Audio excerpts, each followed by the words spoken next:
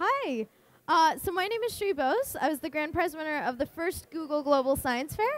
And before I get started, I just have a really quick video to show about myself, and it has background music, and it makes me look a lot cooler than I actually am. So I'll just play that first. That's fun. I'm Sri Bose, I'm 17 years old, and I am the grand prize winner of Google's first ever science fair. When I was 15, my grandfather died of cancer. I was so close to him and wanted to do something.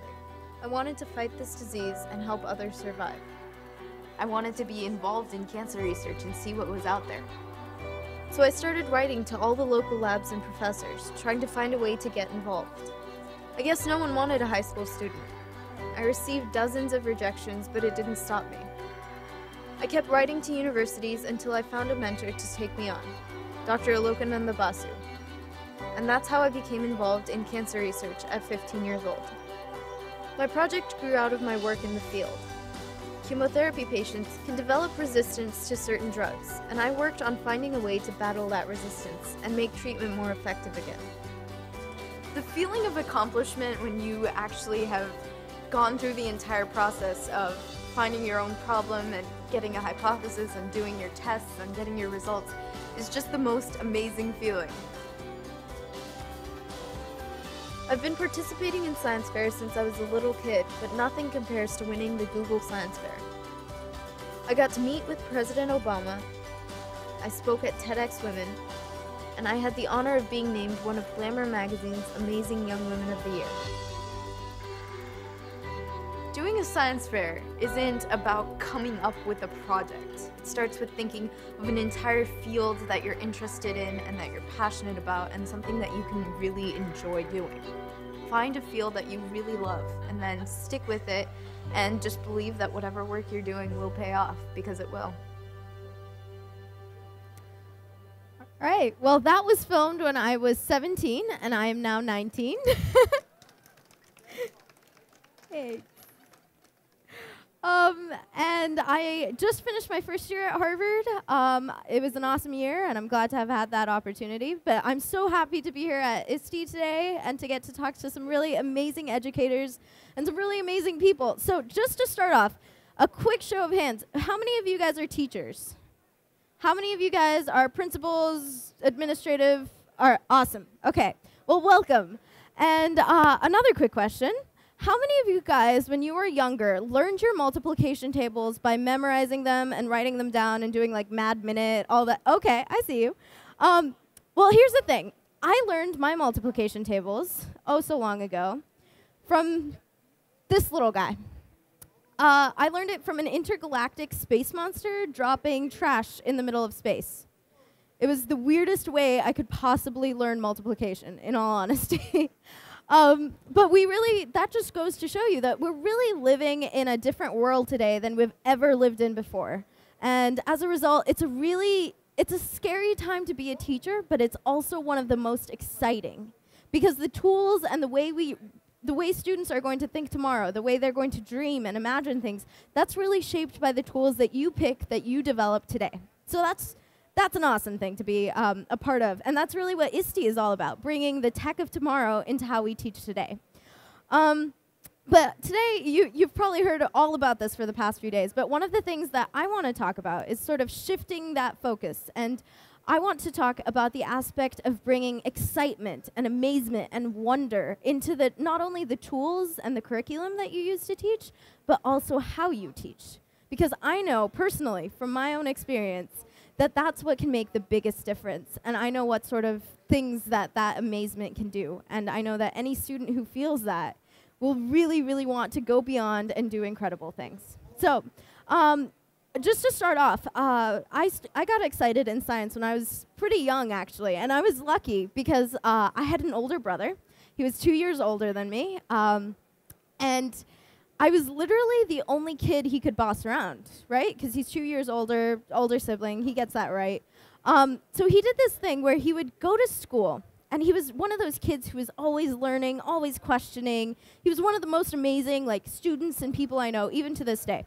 And he would do this thing where he would learn things in class, and then he would come home, and he would literally force me to sit down, and he would teach me things.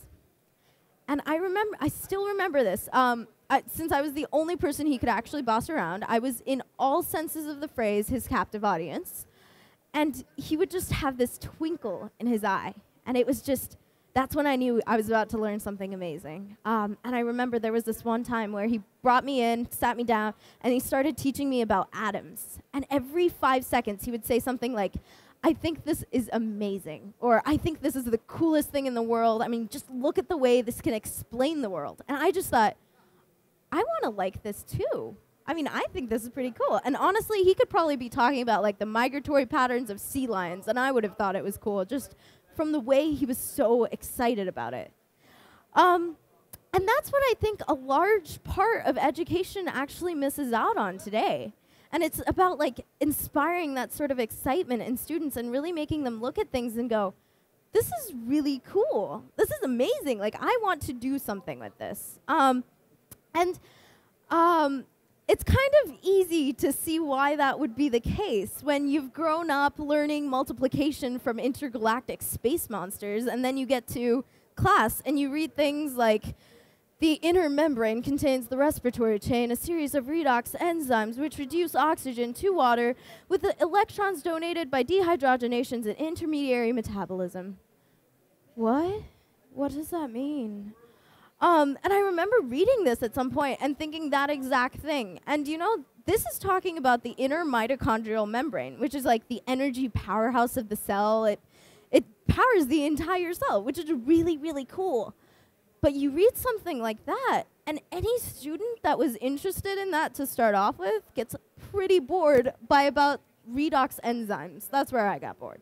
And I remember I was reading a lot of these sentences when I was trying to learn some of bio on my own, and I was just going, maybe I don't like this. Maybe this isn't what I want to do. So it was actually freshman year of high school when my grandfather passed away of liver cancer. And I remember that the emotion that I felt the strongest, it was the first time I saw my parents cry. They were devastated. But what I remembered feeling was being confused. I was really confused by how the cells and the things I was learning about in class could go so horribly wrong. And I just didn't understand it, and I wanted to know more. I remember that. I wanted to know more. So I went out and I started reading these sentences, and then I was like, I can't do this, so I changed my tactic. And I started going on YouTube, going to all of these different sites, and looking at things kind of like this. And I'm going to switch videos really fast. Okay, let's see where we are. And I remember watching this and thinking it was one of the coolest things I had ever seen.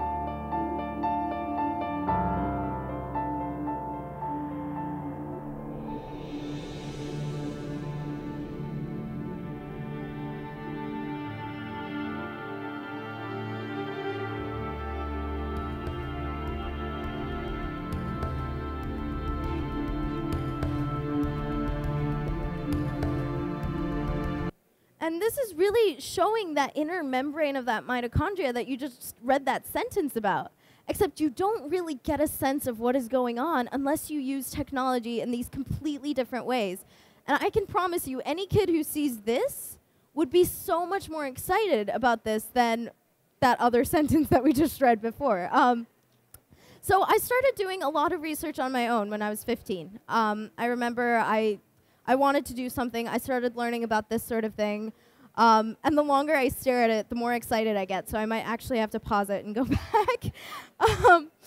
But I really started using technology in these different sort of ways to kind of get excited about the things I was learning. Because honestly, the world out there is a pretty exciting place, especially for science and for using technology to understand the world. So after I taught myself a bunch of this stuff, I thought it was cool, and then I realized I still didn't understand it. And honestly, that's because nobody understands it. We're still in that process of doing more and discovering. So I started emailing professors in my area. So I remember this. I went on Google and I would search cell bio professors, Fort Worth. I'm from Fort Worth, Texas, by the way. And I I would basically find professors in the area and then just email them. And I would start off all of my emails with, "Hi, my name is Bose. I'm 15 years old," and I'm pretty sure no professor read beyond that point because I got emails back like, "You're too young.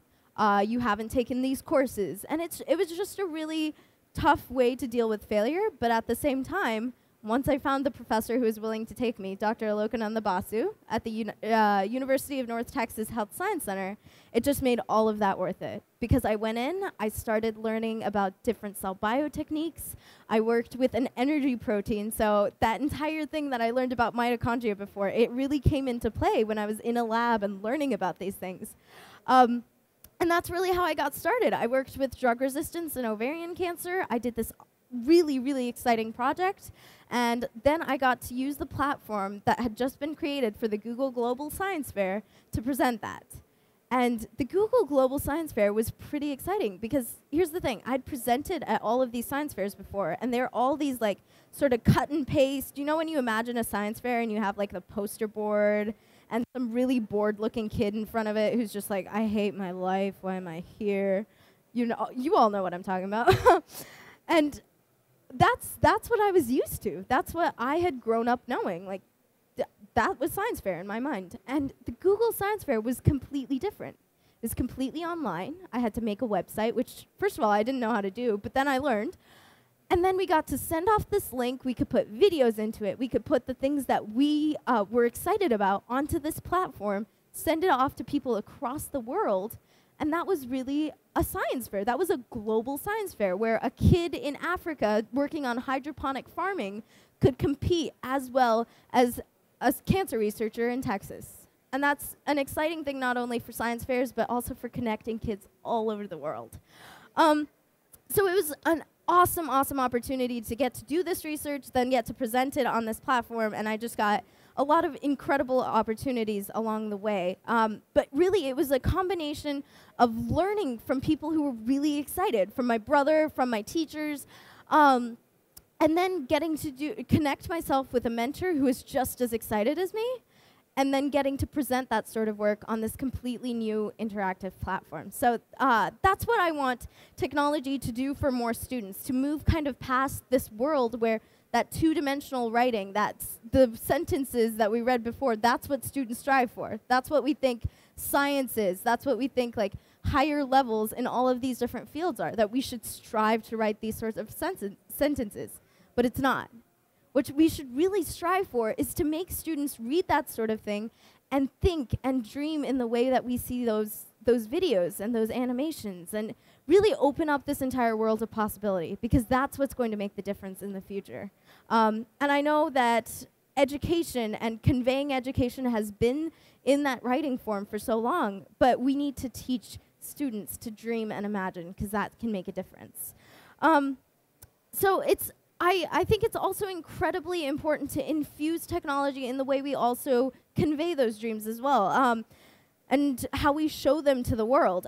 It's great having things like the Google Science Fair, where we get to make websites and present them in all of these different ways, is great training for students for a world in which that's how we're going to be conveying our ideas and our research. And I think that's already great training. So really working towards programs that do that sort of thing is incredible. Education doesn't have to be limited to 2 dimensions anymore. We can really connect the world. So overall, I've just had an incredible experience in terms of being able to go out and find my own resources. There are a lot of really amazing things out there, but with the support of amazing teachers like you guys, we can move that so much further and get kids really excited about things that they previously wouldn't have been excited about. So I think allowing students to dream, to do incredible things with those ideas by connecting them with awesome mentors, and then conveying their imagination through these new platforms, that's where education should take us in the future. And that's really what can end up changing the world. So if you guys have any questions, it has been my pleasure to be here. Feel free to reach out, and I'll just be around for a little bit.